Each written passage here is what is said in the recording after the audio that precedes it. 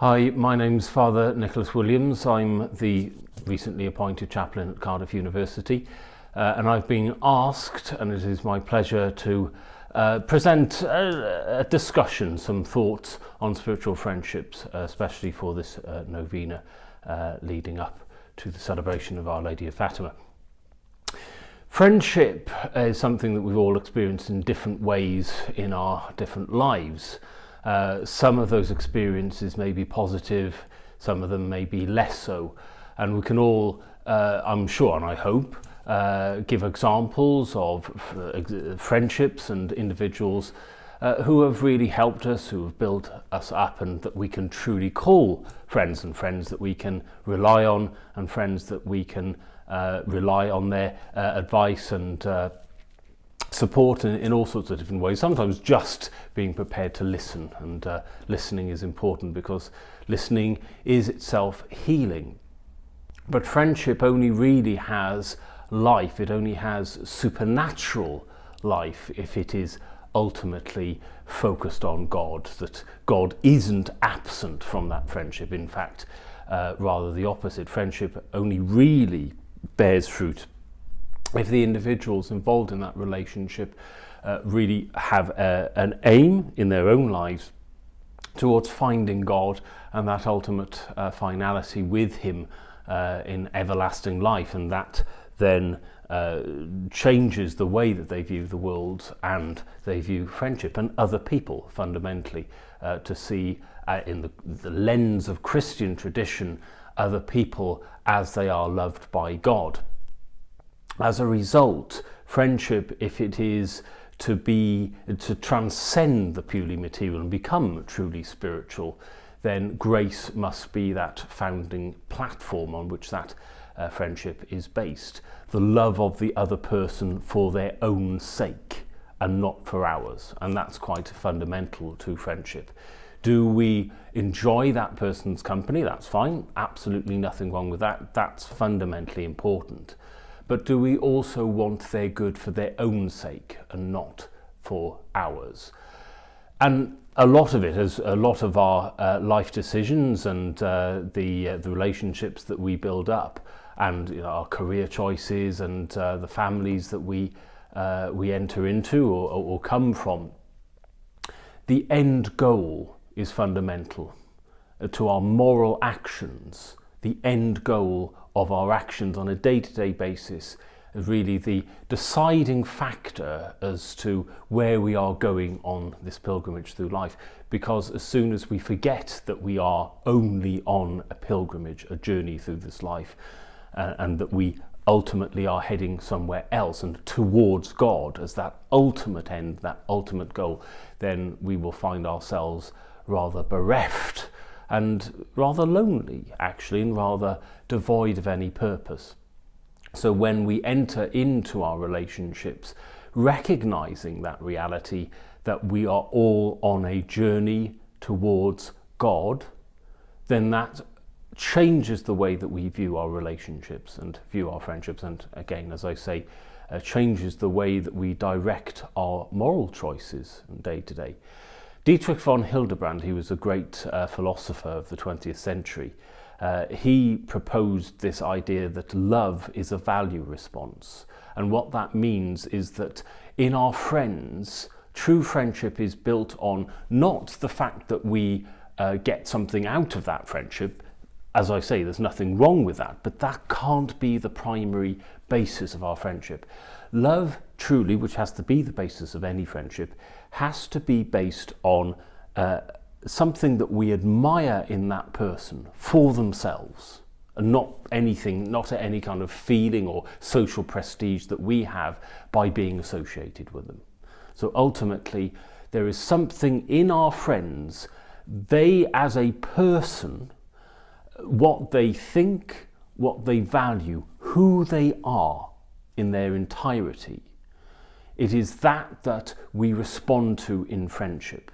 So when we admire something about our friends, it is that aspect of them their choices and not just the aspects that they've been born with, because otherwise that's entirely superficial. If we like being around people because they're attractive and good looking just because of a matter of genetics, it's not spiritual friendship. It's just basic material. And that's something, again, that we get out of that, because we get social prestige from being seen with these attractive, desirable people that everybody wants to be friends with. That's not spiritual friendship. True spiritual friendship, as I say, is seeing something about that person which is deeper than just the superficial skin deep level. It is something about who they are and who they choose to be as a moral person, as a child of God, and their compassion and the person that they have chosen to become. And it is that then fundamentally that we love and that we choose to be friends with because of that, and nothing that we get back from that. And so therefore a friendship based on a love which is purely directed to the good of the other person then is fulfilled, it is happy, and bearing that in mind in a relationship, and obviously in terms of reciprocity, so friendship has to be reciprocal. That has to be the case for the other person. You can't just have a unilateral friendship, it can't just be one way. That has to be reciprocated by them seeing something in us that they also admire, that value response for what they value in us, for the person that we have chosen to be, even though we don't always get it right, of course. But that is the fundamental basis. And that, if it is driven by grace and driven by a shared desire to get each other to heaven, which is also the basis, of course, the fundamental basis of marriage, but of any relationship, that then it is life-giving. It cannot help but be life-giving. Now, when we direct this to Our Lady, for example, we see in Luke's Gospel when she encounters her cousin Elizabeth, and they're kins, where we say cousins in the ancient world, that is just essentially a kin, a member of kin, so it could be a first cousin, second cousin, or often actually the word brother and sister in Greek also can mean an extended member of the family. So they were very tribal, and they were very close because a lot of them grew up in the same village and or the same town, and developed a close bond. But that wasn't just based on a familial relationship, that was also based on friendship and based on love. And we see that scene when Our Lady the Visitation, when Our Lady visits Elizabeth, and obviously John the Baptist kicks in the womb, and in recognition and acknowledgement of the presence of Christ that Mary is carrying.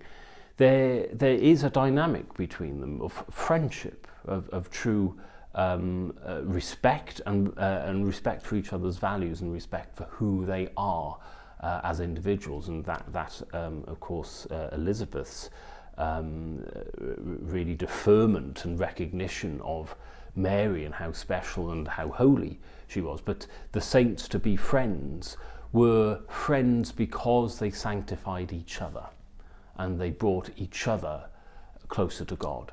When we have friendships where the other person is taking us away from God, that is not the basis for a friendship. And in those cases, there is absolutely nothing wrong. In fact, it's an imperative, I would say, for us to remove ourselves from friendships which are spiritually harmful for us. And that's not uncharitable. That is a recognition that, we want to pray for that person if we have difficulty with them. But often, if somebody does not want to change, they will not change. And if they are dragging us down into sin, or encouraging us to do things which aren't good for us, either physically or spiritually, then we have a duty to actually seek our holiness and our salvation, and not to use those people as a project to try to improve them or try to heal them. That's their choice. That's between them and God. And those harmful friendships that don't give life are friendships that we should not feel reticent about withdrawing from. But that doesn't mean that we can't love them and can't pray for them. But we are not called to like everybody, we are called to love them. And sometimes that means loving somebody from afar.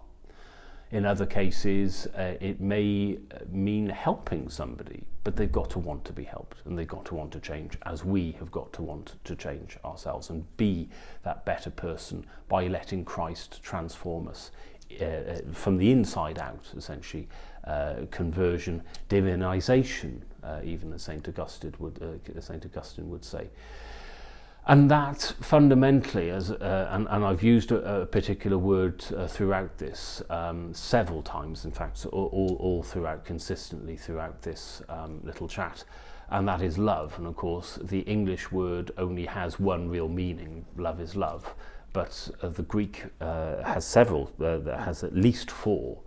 And it really does differentiate between friendship love and familial affection and real true spiritual love.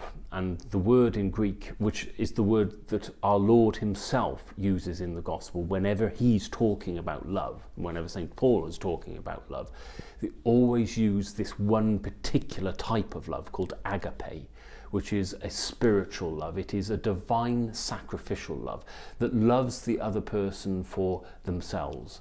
It is also sacrificial in the respect that our relationships, if it does not involve investment from us, if it does not involve the sacrifice of kindness and putting ourselves out for that other person, it does not manifest agape. It does not contain within itself a divine aspect of that authentic reality of love that our Lord showed, demonstrated on the cross. And that's what he wants us to do. That's what he wants us to copy, to participate in. Sacrificial love for that other person, which means to be a disciple of Christ, to put ourselves out for the mission of the church, for Christ and for other people. Within reason, of course. But that's the fundamental aspect of it. And love, if it is to have any real fruits, must involve investment, effort, energy on our behalf to love that person for their own sake and for their own good and for their own sanctification. And by doing that, as almost a secondary aspect of that, we will become sanctified by ourselves, as long as that involves grace. And grace is the life of Christ within us. It means aligning our will to Christ. It means allowing Christ to direct and guide us in our daily decisions, even in the minutiae of our daily concerns, to allow him to work through us. And that necessarily means sometimes sacrifice, giving up the things that we want to do instead, or sometimes pushing ourselves to do the things that we'd rather not do because we'd rather have a sit down or do anything else. And that inertia and that laziness of that sloth, of course, is one of the traditional 7 deadly sins. Love means action. It means putting ourselves out, and it means an authentic interior reality that manifests itself by works, by actions, by something that actually demonstrates that we are putting what we believe and that what we say into action. And only by doing that and not using people and not seeing friends as something that we just benefit from, only then can we find real fulfillment and real peace in our relationships. Anyway, I think that's enough now. I've got Holy Hour to get to, and I've got to feed the students. So I hope you have a very happy and very spiritually successful and fulfilling and fruitful journey in this 9 days. And God bless you all.